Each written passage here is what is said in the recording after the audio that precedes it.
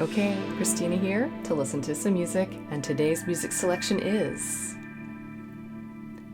Over the Rainbow by EVA CASSIDY.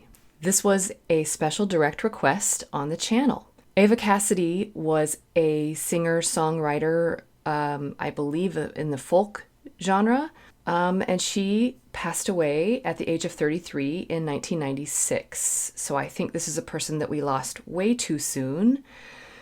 And apparently this rendition that she does, this cover that she does of Over the Rainbow is just really special to a lot of people. So I'm happy to listen to it. I want to experience this. I want to contribute to remembering this person's music. And of course, we'll also look at all the musical aspects because that is what we do here on the channel. I am a professional classically trained musician, instrumentalist, vocalist, composer, and professor. So we talk a lot about different aspects of this music. I learned something, maybe you all learned something, and we have a good time. So, enough talking for now. Let's listen.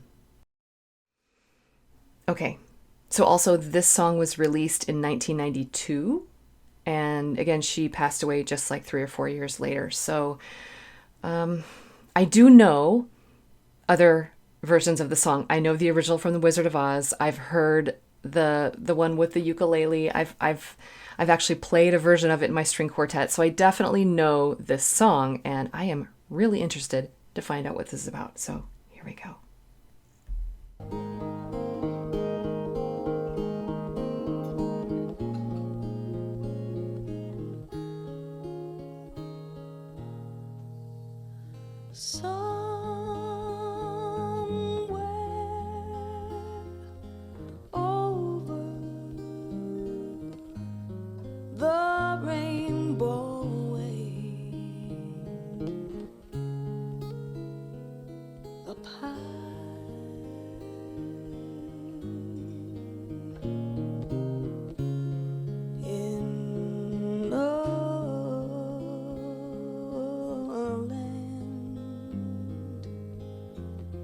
That I heard of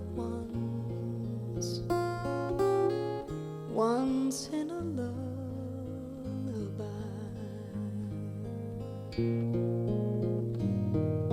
Somewhere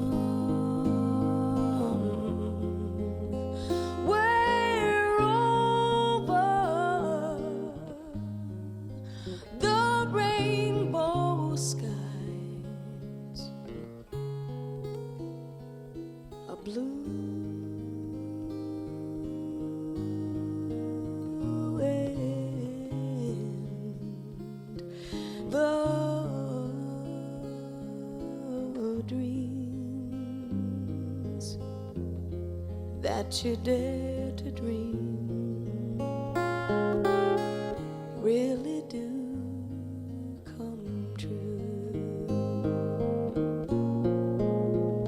So Okay.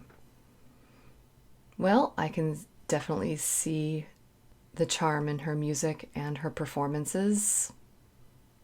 It's really lovely. She really puts you at ease. A good performer will do that. If things are a little rocky, it makes the listener kind of feel uneasy. And with her, you just don't doubt any note that's about to be played or be sung. As far as the music goes, the guitar accompaniment is really lovely. Again, I do know this song. I've played it many times. I've done the show like the pit orchestra, played in the orchestra for the Broadway show, like local productions of The Wizard of Oz, and just in orchestras, in symphony orchestras, professional groups, there'll be a Pops concert, and this one will end up on it here and there. And so, and then I did play it in my string quartet. So I really know this song, including the original version of it, and what she's doing with it is just right. It is not easy to take a really well-known song and create your own version of it that can really stand on its own, but also be similar enough to the original, but also not too different. This one is Like, I wouldn't need to know the original. I would still like this song. And what she does with the vocals is also really, really beautiful. But I want to keep listening for now, so I'm going to back it up just a little bit and hear this little interlude between verses here.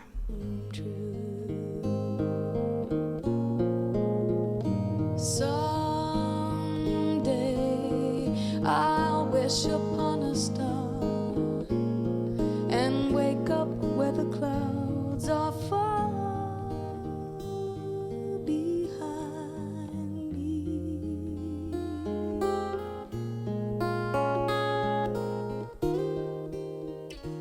Where troubles melt like lemon drops, oh, way above the chimney tops, that's where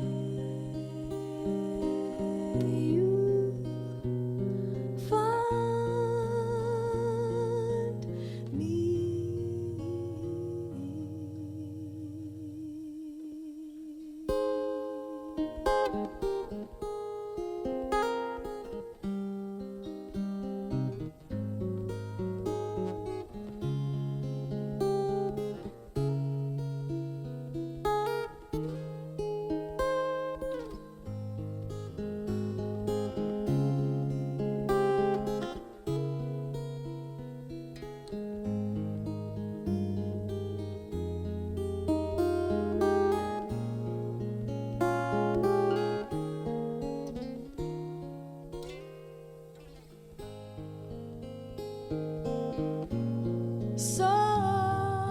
Okay, I have to comment on that little instrumental interlude there. Was really beautiful.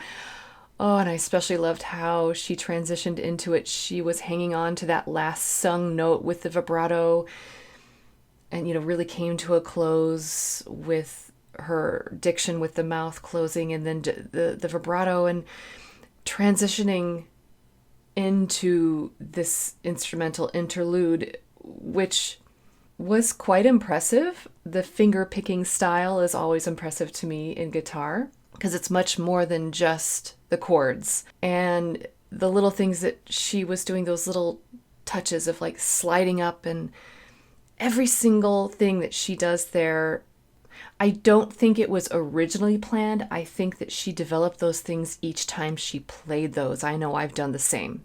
With my string quartet, we end up playing a lot of the same music over and over again.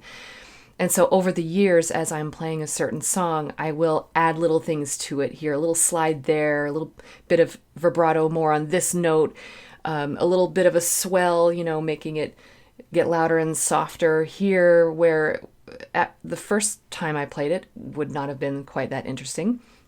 And you just sort of add to it over time. And so I'm assuming this is a pretty polished performance, but all of those gestures she's doing still came from the heart and still almost seem like improv, but at the same time, they're very, very well executed. So she's just a very graceful musician.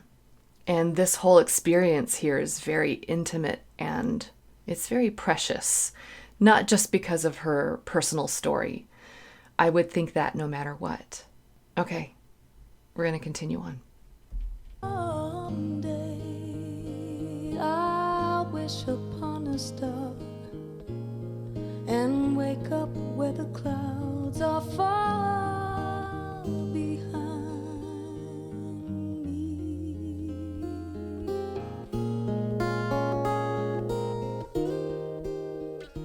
Where troubles melt like lemon drops, oh, way above the chimney tops, that's where you'll find me. Somewhere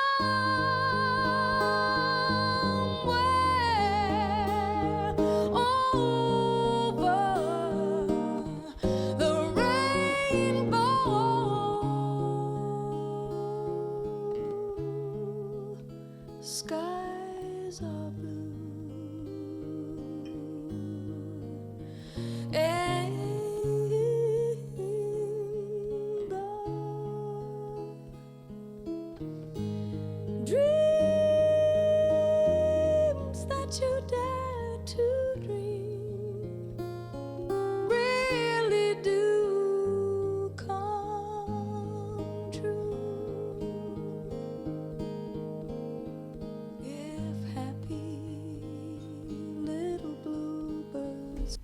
Wait, no, I want to pause it because I want to take in the ending. The ending of this song is special, the original version. So any cover of it that is done has to be truly special as well. And so, I'm excited to find out what happens, but I have to reflect on what just happened. So she sang another verse / chorus section after the instrumental interlude here, and what she did with it was perfect. The first time I heard it, when that moment when in the song when you can go up to the highest note, she didn't do it the first time, and then she finally gave it to us, and she did here. And not only did she go up there, but she stayed up there and then came back down and went back almost up and then went back up and went beyond it and came back down. And so for me, as I'm listening to this, I am placing all of these notes on the staff with their rhythms and the notes as best I can. As I'm listening to it, I see it on the staff in my mind's eye. Because of that, I think it helps me keep track of what the musicians are doing with each section of the song. What she did with it was just beautiful. It was really spectacularly done. How she's handling the melody, the main melody, because again, you can't be too close to the original, and if you are, something behind it has to be really, really unique. I think that's why the version of it with the ukulele worked so well, because the melody was almost the same, but the background was different, and then the oohing and awing that he did over the top, that's a really special cover of it as well. But this is equally beautiful, and I'm really getting moved by this. I've been getting the shivers and the tears and everything. It's just wonderful. Okay, so I want to back it up just a little tiny bit. I want to hear the end. I want to see how she treats this. Come true if happy little bluebirds fly above the rainbow wide. Oh, I can't.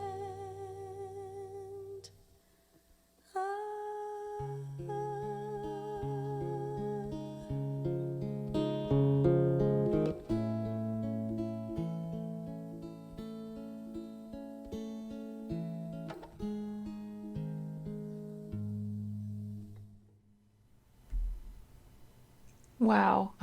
Okay.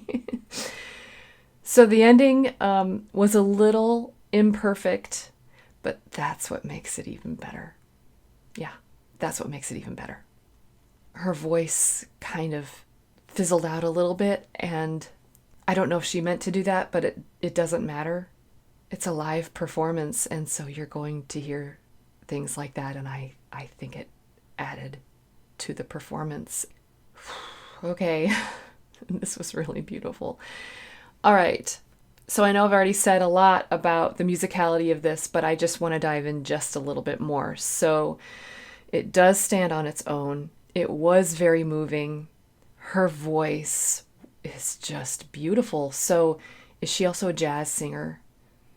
Because she seems like she has 3 or 4 different characters to her voice. She sort of slides in and out of each one of those very easily. So I heard more of a chest voice, I heard more of a mid-range voice, and then an upper range, almost chest voice. It's sort of a blend, and then the top head voice. But you know what? There's even more. There are even more layers to her voice, because she can pierce through and have that pure tone, but then she can also have the airy tone. And so she chose to use the airy tone of her voice at the end there, which is why it sort of cut out. But that's what an airy toned voice is going to do, and therefore it's beautiful. Plus, again, there is something about live recordings. So studio recordings are fantastic. I love studio recordings. You want to hear sort of what the musician laid down in a recording. And then I also love the live versions, as long as they're done well. There's some music that doesn't translate well live, but this definitely does. And so with that is going to come the imperfections of a live performance. I would love to hear if there was a different studio recording of this, or maybe if this is it, if they just caught this and turned this into it. It's good quality enough that they could enhance it enough. I also saw something about an orchestration album, posthumous, so I would be interested in listening to some of that. That would be really neat. Oh, okay. So I want to go back and just highlight a couple of really beautiful moments. Let's just hear the beginning again. Sometimes that's a fun place to start.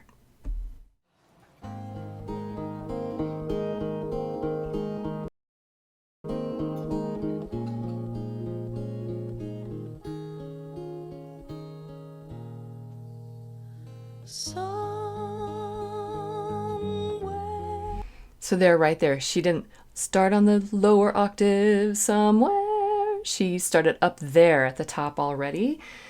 That's kind of brave, isn't it? Because we all know it. And it's like, oh, but she's already going up to the high note, which I think a lot of people categorize as brave as well. You know, when you think of people singing high notes, like, ooh, that's, you know, that's exciting. And so she starts up there with the exciting note.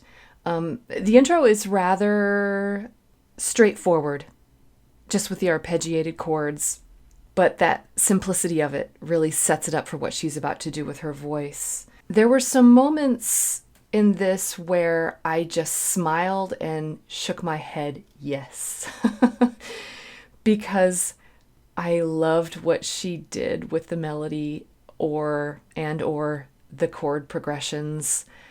Let's see if I can find one spot where it was really lovely. We're over the rainbow skies are blue. So right there, instead of are blue, things like that, just how she treated the melody right there and started utilizing more and more characters that she carries within her voice. It was just very refreshing to hear. Let's hear some of the actual chord progressions. It just made me want to cheer. Someday I'll wish upon a star and wake up where the clouds are far behind. The fact that fa, she hangs on to that note, and then you also bum, you hear it in the guitar. Let's hear that again. I love how she's emphasizing that particular note. Clouds are far behind me.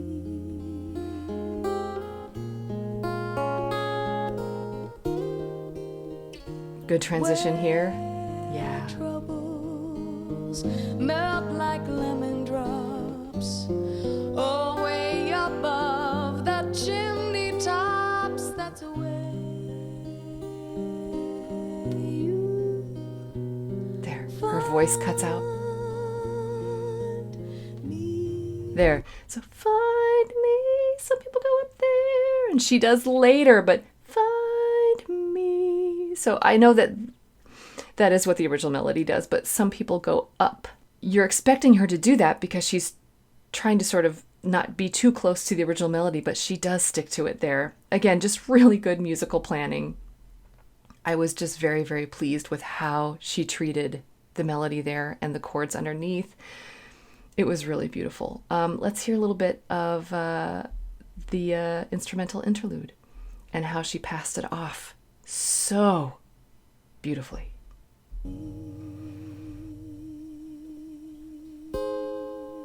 Hanging on to that note. Yeah, just he right there with the vibrato.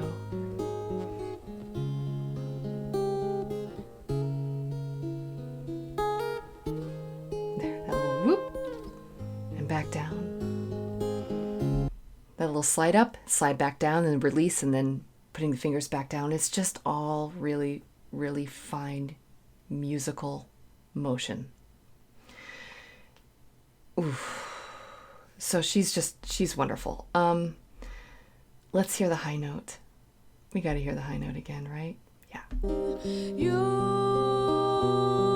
find Chest voice. me Chest voice. Yes. somewhere over Oh, her voice is so smooth. the rainbow. Nice. A little jazz in there. Oh, whoa, whoa. Skies are blue. Oh, I love that. Oh. And A new character. Mm-hmm. Woo! dreams that you dare to dream really do come true. Just wonderful. Really, this is just wonderful. Okay. That was Over the Rainbow by EVA CASSIDY. I am so happy that I got to hear this performance and that I know of this musician. I know I experience that a lot on the channel, but when I say it, I mean it. And I mean it here, especially because she's another musician that we lost way too soon. I would like to hear more of her work. So if anyone out there has other songs or albums to recommend, please let me know, because I would love it. It's really devastating that her career was cut short, because I think she really could have done so much more. She had a lot to give, and that process was halted, and it's a tragedy for the music world. But we're not going to focus on that as much as we're going to celebrate this musician's talent, because it needs to be really, really beautiful. Just smooth as silk, inventive, comfortable, smart, just beautiful. Her pitch, she just nails every note. It's just really just an absolute pleasure for my ears. Okay, so don't forget to do all the things. Like and subscribe. You can find me over on Patreon. You can make direct requests there, and also on Ko-fi. You become a channel member. And of course, just remember that you don't have to be perfect. Just be okay. And keep listening.